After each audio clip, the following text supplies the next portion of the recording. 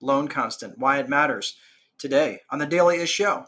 5, 4, 3, 2, 1, 0, ignition, liftoff.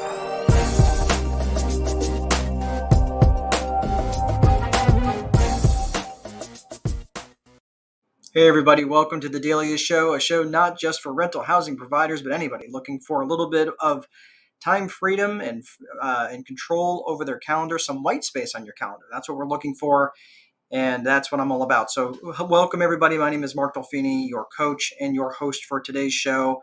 Welcome to the Daily Is Show. So we are going to be talking about let's see here, loan constant. Oh, that didn't save. Hold on a second. So loan constant is really what we're talking about today. And what that is about debt reduction.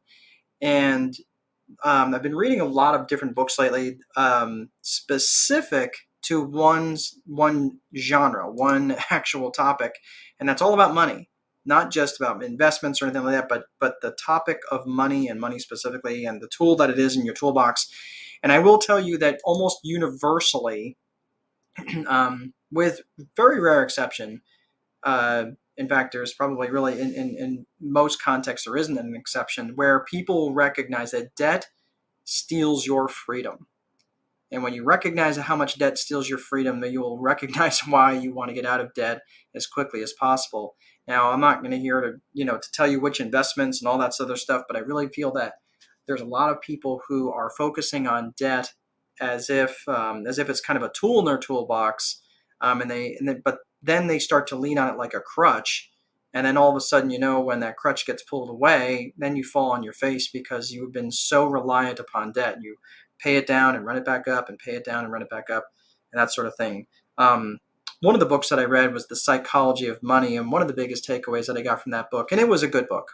Like I said, it was a good book. Wasn't a barn burner, but I thought it was pretty good.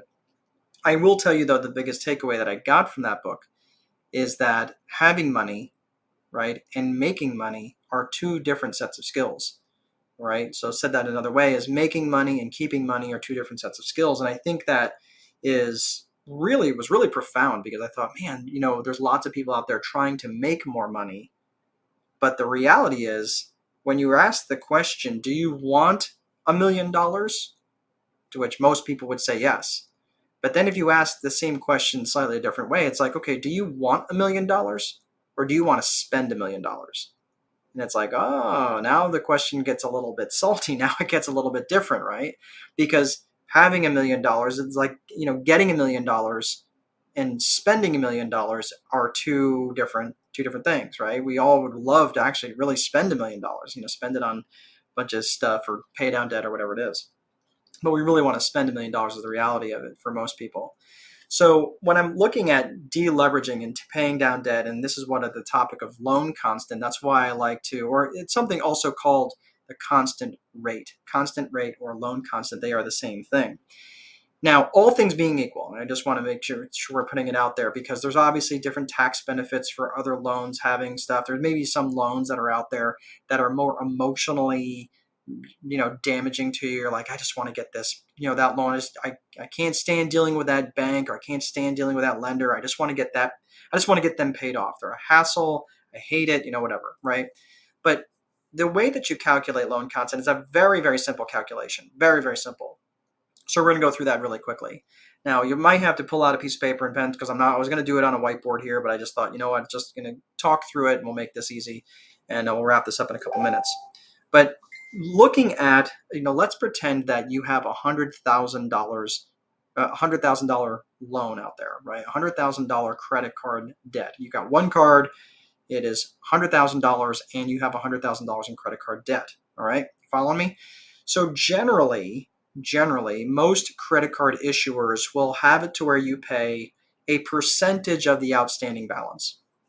So that's somewhere between 2% and 3% of the balance. So, if you have a 2% payment on $100,000, you have a $2,000 a month minimum payment on that $100,000 outstanding. Okay. So if it's a 3%, payment, you have a $3,000 payment outstanding, and so forth. So one of the things I want to point out, though, is that loan constant has nothing at all to do with the amount of interest that you're paying. So I want to make sure that we're making that point clear. Now, in terms of calculating loan constant, the loan constant is really nothing more than it's just putting it on a percentage basis in terms of your impact on cash flow. So we get freedom from cash flow, right? So this calculation of loan constant calculates how much this particular loan is impacting negatively your cash flow. Okay, so that's really all it is. So let's look at this. So really, if you're going to calculate your loan constant, all you do is you annualize the payment. So in other words, if you've got a $2,000 payment, you multiply it times 12. So you've got $24,000 each year that you're going to be paying to service this $100,000 debt. Okay. So that $100,000 divided by 24,000, that means you have a loan constant of 24%. Okay. Now, what does that mean? Is that high or low? Well, it's only in relation to other loans. So let's look at a $100,000 amortizing loan that you might have on a house. Okay. So let's pretend that, roughly you're going to be paying $7 per thousand, based on a 30-year amortizing loan. We're only talking principal and interest here, not taxes and insurance. But principal and interest on a $100,000 amortizing loan might be around $700 a month, right? So $700, right? So if we're going to calculate our loan constant, $700 times 12 is $8,400 a year. So therefore, that is an 8.4% loan constant, right? So in terms of comparing apples to apples, the $100,000 credit card debt at 24,000 is much more expensive money on your cash flow than the $100,000 amortizing loan, which is only at 8.4%. 8.4% versus 24%. Now, I hear this all the time, but coach, I'm only paying 0% interest on that money. I don't care. I don't care that that's what it is, because it doesn't matter that it's 0%. What's mattering is the impact on your cash flow. Because if you can't afford the payment, it's not going to matter.